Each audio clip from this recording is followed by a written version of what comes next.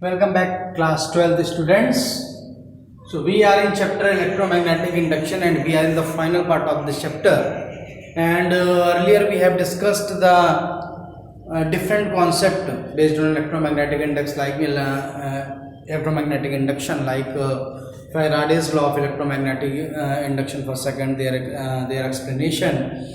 And also we have discussed the induced potential difference when an current carrying conductor is moving in a uniform magnetic field. Then we have discussed the self induction and coefficient of self induction. Then some few examples or applications of self inductance, and also we have discussed earlier the energy stored in the inductor. Right now we are moving in the another concept, which is the mutual induction. Then what is the mutual induction? We have also discussed in previous class from these figures. तो हम लोगों ने इस figure से समझा था कि क्या होता है इलेक्ट्रोमैग्नेटिक इंडक्शन. एक बार इसको क्विक देखकर फिर हम लोग डेफिनेशन पे चलेंगे. क्या है कि जैसे हमारे पास दो कॉइल है, इसको हमने प्राइमरी कॉइल कहा, इसको हमने जो है सेकेंडरी कॉइल कहा. ठीक, प्राइमरी कॉइल में आप देख रहे हैं एक रियोस्टेट लगा है, एक बैटरी लगी हुई है, एक की है जो कि क्लोज है, एक मेन करंट यहाँ पर फ्लो कर रही है. इसके पास में एक सेकेंडरी कॉइल रखी है, वहां पर एक गैल्वानोमीटर लगा हुआ है. जैसे देखा जाता है कि जैसे ही आप की को प्रेस करते हैं इसमें करंट बढ़ना स्टार्ट होती है प्राइमरी कॉइल में. जस्ट इसके बगल में जो सेकेंडरी कॉइल है उसमें भी एक इंड्यूस करंट प्रोड्यूस हो जाती है. But the direction of this induce current is opposite to the direction of the main current in the primary coil. यानी सेकेंडरी कॉइल में इंड्यूस करंट की डायरेक्शन अपोजिट दिख रही है आपको. किसके कंपेयर में? प्राइमरी कॉइल के कंपेयर में. अब ऐसा क्यों हो रहा है? क्योंकि हमने कहा था कि जब कॉइल से करंट फ्लो करेगी तो कॉइल से एक मैग्नेटिक फ्लक्स लिंक हो जाएगा. मैग्नेटिक फ्लक्स लिंक होने का मतलब है आसपास के रीजन में एक मैग्नेटिक फ्लक्स बन जाएगा. और क्योंकि करंट यहाँ बढ़ रही है यानी कि मैग्नेटिक फ्लक्स चेंज हो रहा है, यानी कि जो दूसरी कॉइल है दूसरी कॉइल में भी मैग्नेटिक फ्लक्स लिंक होगा, उसके चेंज होने के कारण एक इंड्यूस करंट यहाँ पर प्रोड्यूस हो जाएगी. तो आपने क्या देखा, म्यूचुअल इंडक्शन का क्या पता हुआ कि पहली कॉइल में सारा मेन करंट में चेंज हुआ और उसके कारण दूसरी कॉइल में जो पास में रखी हुई थी वहां पर एक करंट जो है इंड्यूस हो गई. This phenomena is called the mutual induction. Now we are moving in another example. अब हमने क्या करा, रिलीज कर दिया कि कुछ ऐसे रिलीज करेंगे कॉइल के कारण एकदम से करंट जीरो नहीं होती, ये धीरे धीरे कम होना शुरू होगी. तो बगल वाले कॉइल में आपको क्या देखने को मिलेगा? Right now at this time the induced current flowing in the same direction as current flows in the primary direction. So this is a very very important concept.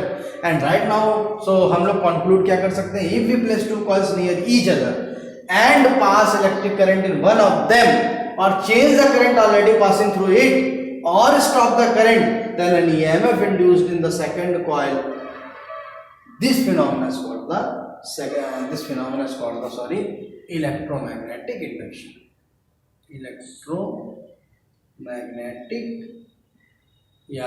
This phenomenon is called the mutual induction. Okay, this phenomenon is called the mutual induction. This is also the example. This is another kind of electromagnetic induction. This phenomenon is called the electromagnetic induction such as mutual induction. तो मेरी बात आपको समझ में आ गई होगी कि self induction में क्या होता था कि एक ही कॉइल में मेन करंट जब हम फ्लो कराते थे तो उसी कॉइल में इंड्यूस करंट प्रोड्यूस होती थी. और म्यूचुअल इंडक्शन में क्या होता है कि अगर एक कॉइल में दो कॉइल हो पास पास रखी हुई, एक प्राइमरी कॉइल मान ले दूसरी को सेकेंडरी कॉइल मान ले, प्राइमरी कॉइल में जो भी करंट चेंज होगी उसके कारण जो सेकेंडरी कॉइल होगी आपकी, उस सेकेंडरी कॉइल में जो है वहां पर क्या हो जाएगा, एक करंट प्रोड्यूस हो जाएगी, इंड्यूस हो जाएगी. इस फिनोमेना को हम लोग बोलते हैं mutual induction. Right now we are moving in the coefficient of mutual induction. Coefficient of mutual induction. तो ये एक बहुत इंपॉर्टेंट जो है आपका कॉन्सेप्ट आप समझ सकते हैं. ऊपर वाले को आप नोट भी कर सकते हैं कि अगर हमें कोएफिशिएंट ऑफ म्यूचुअल इंडक्शन की बात करनी हो तो कैसे करेंगे. Let current flowing in the primary coil को हम पी कॉइल लिख रहे हैं इज I1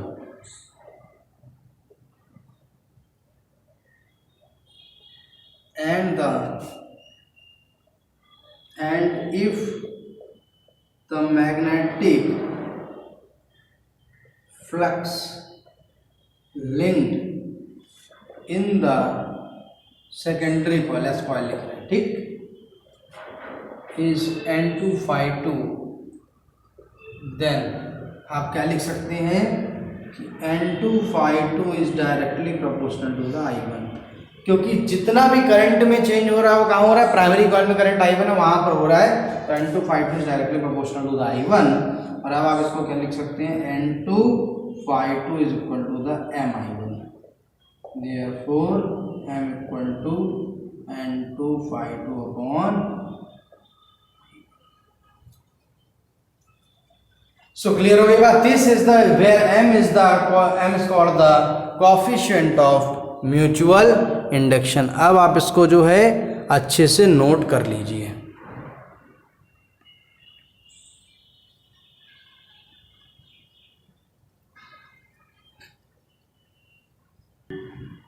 ओके, सो अभी आपने जो M निकाला है वो आया है कितना, M इक्वल टू आ गया आपका N2Phi2 अपॉन I1, यानी कि इससे आप क्या निकाल सकते हैं, if unit current flows in primary coil then the coefficient of mutual induction, also called the mutual induction equals to the number of magnetic flux linkage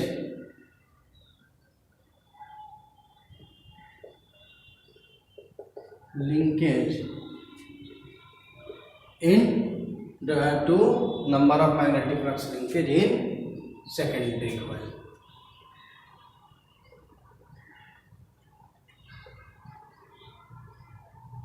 ठीक है, यानी कि अगर डिफाइन करना हो म्यूचुअल ऑफ जो है म्यूचुअल इंडक्टेंस को, तो how can we define, if unit current flows in primary coil then the mutual inductance equals to the number of magnetic flux linkage in the secondary coil. अब हमको क्या हम कर सकते हैं, और भी हम लोग क्या कर सकते हैं यहाँ पर, by Faraday's law of electromagnetic induction. ठीक है, तो इलेक्ट्रोमैग्नेटिक इंडक्शन का जो फैराडे लॉ है उसके अकॉर्डिंग आपको मालूम है इक्वल टू माइनस का N2 लिख लीजिए डेल्टा फाई 2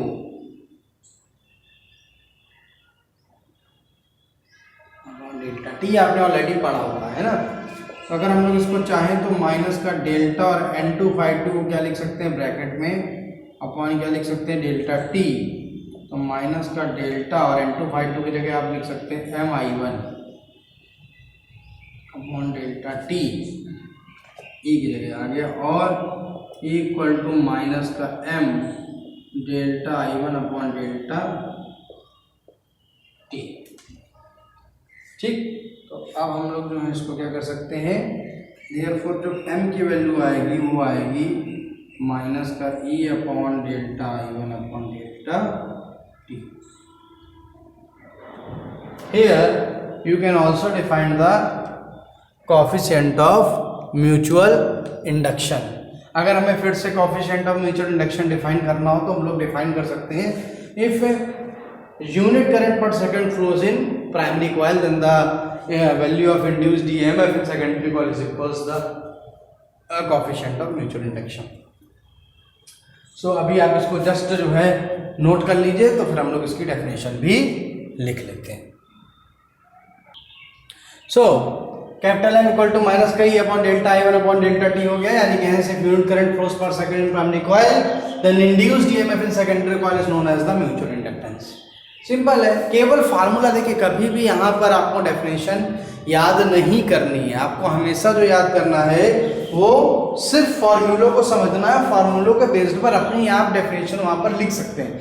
क्योंकि अगर दोनों आप कवर करने की कोशिश करेंगे देन फिर इशू है, फिर प्रॉब्लम्स है, क्योंकि कितनी डेफिनेशंस आप याद करेंगे। तो हमेशा जो आपका कोशिश होना चाहिए वो कोशिश आपका ये होना चाहिए कि हम लोग फार्मूले के बेस्ड पर क्या बना सकते हैं, हमेशा हम लोग डेफिनेशन को खुद बनाएं। और नेक्स्ट हेडिंग क्या है वो देख लेते हैं। नेक्स्ट हेडिंग है हमारी mutual inductance of two coaxial solenoids.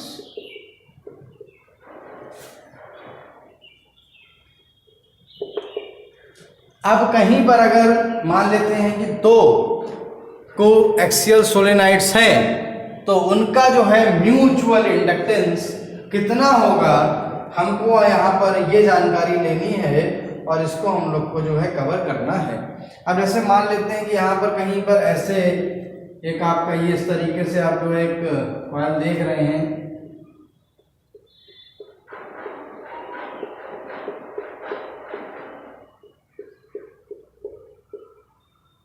ठीक, आप ये देख पा रहे होंगे और यहाँ पर जो है आपने ये इस तरीके से आपने इसको बना दिया है। ये एक सेकेंडरी कॉइल एक तरीके से कोई और सोलेनोइड है, ठीक है। तो मान लेते हैं जो नंबर ऑफ जो टर्न्स है इसमें n1 मान लेते हैं और पर यूनिट लेंथ में अगर मानना हो तो स्मॉल n1 मान लीजिए, ठीक। और यहाँ पर हम मान लेते हैं नंबर ऑफ टर्न्स कितना मान लेते हैं n2, यानी कि कोएक्सियल कॉइल है, एक्सिस सेम है, दो अलग अलग कॉइल है, ठीक है। और हम लोग यहाँ पर जो है इसको प्राइमरी कॉइल मान लेते हैं और इसको हम लोग जो सेकेंडरी कॉइल मान सकते हैं। इसको आप नंबर ऑफ टर्न्स n1 मान लीजिए और n2 इसमें यहाँ पर मान लीजिए, कोई दिक्कत नहीं होगी। तो कोएक्सियल का मतलब होता है दोनों की एक्सिस सेम है और दोनों क्या है कि जो है सोलेनाइड जो है एक दूसरे के ऊपर रखे हुए हैं। अब यहाँ पर क्या हो रहा है, ये जो सोलेनाइड्स हैं तो इन सोलेनाइड में क्या होगा कि कहीं ना कहीं solenoid act as a magnet, आपको मालूम है। तो हम अगर लिखना चाहें कि प्राइमरी जो यहाँ पर सोलेनाइड है, ठीक, उस प्राइमरी सोलेनाइड की मैग्नेटिक फील्ड क्या होगी तो लिख सकते हैं we know that magnetic field due to primary solenoid क्या दे सकते हैं हम लोग, बताइए यहाँ पर। तो हम लोग देंगे आपको जैसा पढ़ा तो B1 कर दीजिए म्यू नॉट, और आपको मालूम है कि अगर हम इसकी लेंथ अगर L जो है पर यूनिट लेंथ निकालते थे म्यू नॉट NI नॉट निकाल करके निकालते थे। तो यहाँ पर हम लोग मान लेते हैं L लेंथ है तो mu naught N1 upon L हो गया, ठीक है, तो इंटू I1 हो गया। This is the equation number 1। And अगर हम आपसे बात करते हैं कि प्राइमरी जो कॉइल है उसका यहाँ पर अगर हम आपसे कहें कि बताइए मैग्नेटिक फील्ड कितनी होगी, तो ये आपने ऑलरेडी फार्मूला पढ़ा हुआ है, ठीक। तो ये बहुत सिंपल सा फार्मूला है। तो जस्ट अभी आपने क्या करा है कि मैग्नेटिक फ्लक्स जो प्राइमरी कॉइल से लिंक है उसकी वैल्यू लिखिए mu naught N1 upon L into I1, ठीक है। अब तो प्राइमरी कॉइल से हमने कहा कि जो भी मैग्नेटिक फील्ड लिंक है वो कितनी है, B1 equal to mu naught N1 upon L into I1, ठीक है। तो B1 equal to mu naught upon N1 upon L into I1 आ गया। क्लियर हो गई सारी बात। अब हम लोग क्या करते हैं यहाँ पर कि हम लोग बात करते हैं कि जो देखो अगर प्राइमरी कॉइल में जो भी मैग्नेटिक फ्लक्स है, म्यूचुअल इंडक्शन में ये पढ़ के आए हैं, वही मैग्नेटिक फ्लक्स जो होता है वो सेकेंडरी कॉइल में भी लिंक्ड हो जाता है। अगर आपसे पूछा जाए जो है नंबर ऑफ या ये पूछे मैग्नेटिक फ्लक्स लिंक्ड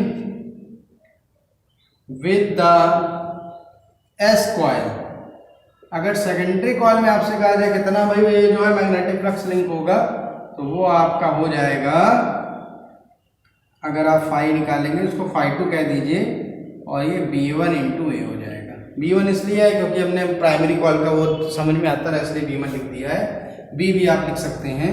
तो mu naught N1 upon L into I1 into A, this is the equation number 2। तो आ गया भाई, तो आप बड़ी आसानी से समझ सकते हैं कि यहाँ पर जो है मैग्नेटिक फ्लक्स निकल के आ गया। अब number of magnetic flux linkage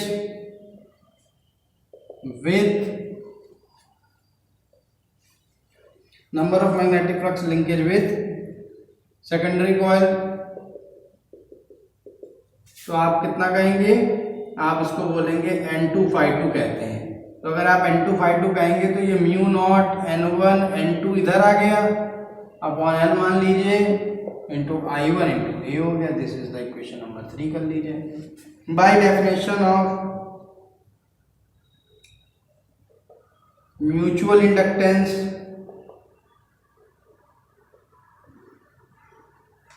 अगर डेफिनेशन से बात करेंगे तो m इक्वल टू कितना पढ़ के आए आप, N2 अपॉन I1, ये क्या आप पढ़ के आए। तो जरा इधर अगर इसको आप देखेंगे लाके तो N2 की वैल्यू रख दीजिए, तो m इक्वल टू N2 की value mu naught N1 into upon L हो गया, mu naught N1 into upon कितना हो गया, L हो गया इंटू I1 और अपॉन I1 भी है, तो I1 से I1 कट गया, तो देयरफॉर m इक्वल टू आ गया आपका mu naught N1 into upon L into A. This is the coefficient of mutual induction of two solids. तो बहुत इंपॉर्टेंट है, मैनी टाइम्स ये स्कूल जो एग्जाम्स में आपके बोर्ड एग्जाम में पूछा गया है। अब आप बिल्कुल जो है इस वीडियो को पॉज करके और इसको अच्छे से नोट कर सकते हैं। So students, the next topic is and the final topic of this chapter electromagnetic induction is eddy currents। बहुत इंपॉर्टेंट इस कॉन्सेप्ट को समझना। जनरली क्या होता है, फोकॉल्ट एक साइंटिस्ट थे और उन्होंने ये डिस्कवर करा कि जब किसी मेटेलिक पीस को आप किसी मैग्नेटिक फील्ड में तेजी के साथ अंदर लेके जाएं या बाहर लेकर आए तो वो उसको एक तरीके से उनको हीट महसूस हुई कि वो जो यानी कि हीट महसूस होने का मतलब है कि कहीं ना कहीं उस जो मेटेलिक पीस था, उस मेटेलिक पीस के वॉल्यूम पे कहीं ना कहीं करंट सेटअप हुई और उस करंट सेटअप होने के कारण ही, और चूंकि resistance is a quality of the metal, तो एक तरीके से गुण है रेजिस्टेंस किसी भी, अगर हम एक तरीके से मेटल की बात करेंगे तो उन्होंने देखा कि अगर जब तक करंट सेटअप नहीं होगी तब तक कहीं ना कहीं उसमें एक तरीके से रेजिस्टेंस एक्ट में नहीं आएगा, और रेजिस्टेंस अगर एक्ट में नहीं आएगा तो गर्म नहीं होना चाहिए, बट हो रहा है गर्म, यानी कि करंट बन रही है। तो फोकॉल्ट ने ऑब्जर्वेशन किया कि जब किसी मेटेलिक पीस को किसी मैग्नेटिक फील्ड के अंदर ले जाते हैं, मैग्नेटिक फील्ड से बाहर लेके आते हैं, तो वो क्या हो जाता है कि वहां पर वो गर्म हो जाता है। दैट मीन्स उन्होंने फाउंड करा कि उसमें करंट फॉर्म हो जाती है, और बिल्कुल वैसी करंट फॉर्म होती है जैसे पानी में आप देखते हैं एडी करंट, जब भंवर कहते हैं, तो एडी करंट जैसे पानी में फॉर्म होती है उसी तरीके की करंट पूरी सेटअप हो जाती है उस whole volume of the piece, यानी उस मेटेलिक पीस के पूरे वॉल्यूम पे ये सारी करंट्स क्या हो जाती हैं, सेटअप हो जाती हैं। और ये इतनी स्ट्रांग होती हैं कि अगर वॉल्यूम जितना ज़्यादा होगा मेटल का और अगर मैग्नेटिक फील्ड ज़्यादा है तो उतनी ही ज़्यादा करंट फॉर्म होंगे और उतना ही ज़्यादा ये हीट हो जाएगा कई मौक़ों पर, तो स्ट्रांग मैग्नेटिक फील्ड। और बड़े वॉल्यूम के साथ अगर हम ऐसा मेटल का पीस मैग्नेटिक फील्ड के अंदर या बाहर लेकर जाएं तो रेड हॉट तक गर्म हो सकता है। ये एडी करंट हो। अब एडी करंट को डिफाइन कैसे करा गया है, when a piece of metal is placed in a changing magnetic field और moved in a magnetic field causing a change in the magnetic flux linked with it. यानी कि अगर क्या करा, जो हो क्या रहा है बेसिकली कि जब हम क्या कर रहे हैं, किसी मेटेलिक जो है मेटल पीस शीट को या मेटल पीस को अगर हम लेके जा रहे हैं मैग्नेटिक फील्ड के अंदर या फिर उसको कहीं रखा है, मैग्नेटिक फील्ड उससे चेंज हो रही है, तो उस जो मेटेलिक जो पीस है उस पीस में भी इलेक्ट्रिक जो मैग्नेटिक फ्लक्स है वो लिंक हो जाएगा। अब मैग्नेटिक फ्लक्स चूंकि बार बदल रही है तो magnetic flux linked with the metallic piece also changes, और उस चेंज होने के कारण वहां पर क्या हो जाएगा, the induced currents are set up throughout the volume of the metal oppose the motion of the metal. यानी कि पूरी जो करंट जो प्रोड्यूस हो जाएंगी है पूरे वॉल्यूम पर मेटल के, और अब ये जो एक तरीके से मोशन है इसका मेटेलिक पीस के, उस मेटेलिक पीस के मोशन का क्या करेंगी, अपोज करेंगी इन्हीं करंट्स को। चूंकि हमने बताया इनका जो एक बिहेवियर है और जो देखा गया है इनको वो ऐसा मिलता है जैसा कि पानी में एडी करंट्स बनती है, इसलिए इनका नाम दिया गया these are called eddy currents. अब ये एडी करंट्स हमारे लिए हार्मफुल भी है, कुछ एप्लीकेशंस भी हैं इसकी, बट ये एक तरीके से हार्मफुल भी, और हार्मफुल क्यों है इसको भी समझना जरूरी है। जैसे अगर हम लोग ट्रांसफार्मर की बात करें तो ट्रांसफार्मर में आप देखेंगे कि एक पूरा जो है मेटल का पीस नहीं रखा जाता है, आप वहां पर देखते हैं डिफरेंट प्लेट्स लगी होती हैं। तो प्लेट्स क्यों लगाई जाती हैं? क्योंकि अगर हम पूरा एक तरीके से ब्लॉक पे जो है सॉफ्ट आयरन का रख देंगे तो वहां पर उतनी ही ज्यादा ह्यूज एडी करंट्स फॉर्म होंगे और वो रेड हॉट गर्म हो जाएगा और उसके बाद जो है आपका एक तरीके से इलेक्ट्रिसिटी सप्लाई को इफेक्ट बड़े लेवल पे करेगा और ब्रोक देगा। ठीक, बट इसलिए क्या करते हैं कि वहां पर प्लेट्स लगाई जाती हैं। प्लेट्स लगाने से क्या एडी करंट का फॉर्मेशन है खत्म तो नहीं होता, बट एडी करंट्स क्या है as compare to the block बहुत कम प्रोड्यूस होती हैं। इसलिए जनरली आप कभी भी छोटा ट्रांसफार्मर देखें, बड़ा ट्रांसफार्मर देखें, उसमें आपको लैमिनेटेड कोर मिलती है जिसमें आपको जो है उस लैमिनेटेड कोर में कई पीसेस आपको मेटल के दिखेंगे। तो ये एडी करंट हो गया। अब इसकी कुछ एप्लीकेशंस भी हैं, तमाम तरह के एप्लीकेशंस हैं। जो सबसे अच्छी एप्लीकेशन आप समझ सकते हैं कि कुछ जगह जो फर्नेस भट्टियाँ यूज की जाती हैं, उन फर्नेस में एडी करंट का फिनोमेना करा जाता है। जब चीज़ों को गर्म करना होता है तो उसके लिए वहाँ पर इस एडी करंट्स को प्रोड्यूस किया जाता है मेटेलिक सरफेस पे, जैसे फर्नेसेस वगैरह में इसका यूज भी आता है। So these are called the eddy currents. बहुत इंपॉर्टेंट है, कई मौकों पर कई अवसरों पर ये एग्जाम में पूछा भी गया है और जस्ट बहुत सिंपल सा क्वेश्चन आता है, what are the eddy currents, बस। तो एक ये आया, एक इसका शॉर्ट नोट आप लिख सकते हैं। और अगर जो है मार्क्स अगर आपको ज़्यादा दिख रहा है, 3 मार्क्स का दिख रहा है, थोड़ा आप और जो डिस्कशन मैंने आपके साथ करा कि वो जो लैमिनेटेड कोर, जैसे मैंने कहा लैमिनेटेड कोर होती है ट्रांसफार्मर में, वहाँ पर ब्लॉक नहीं रखते हैं, डिफरेंट जो पीसेस होते हैं मेटेलिक पीसेस होते हैं, तो वो आप बता सकते हैं, इसको बड़ा कर सकते हैं थोड़ा सा। तो this is the very very important concept, this is the final theoretical concept of जो है चैप्टर इलेक्ट्रोमैग्नेटिक इंडक्शन। बहुत इंपॉर्टेंट था जो आपने आपसे डिस्कस किया। सो इलेक्ट्रोमैग्नेटिक इंडक्शन का थ्योरेटिकल पार्ट फिनिश हो चुका है। Right now we will move on the chapter alternating current and completely electromagnetic induction alternating current मिला के एक पूरी यूनिट है। तो हम लोग नेक्स्ट टर्न पर बिल्कुल फ्रेशली मूव करेंगे अल्टरनेटिंग करंट में, और अल्टरनेटिंग करंट को करने के बाद हमारे पास बहुत छोटा सा चैप्टर इलेक्ट्रोमैग्नेटिक वेव बचेगा और देन ये फर्स्ट पेपर फिनिश होगा। फिर इसके बाद हम नेक्स्ट कुछ गूगल मीट्स क्लासेस में आपकी क्वेरी का जो क्वेरीज हैं आपकी, वो क्वेरीज का रिजोल्यूशन करेंगे और न्यूमेरिकल्स का डिस्कशन भी करेंगे। देन फिर we will enter in the second paper.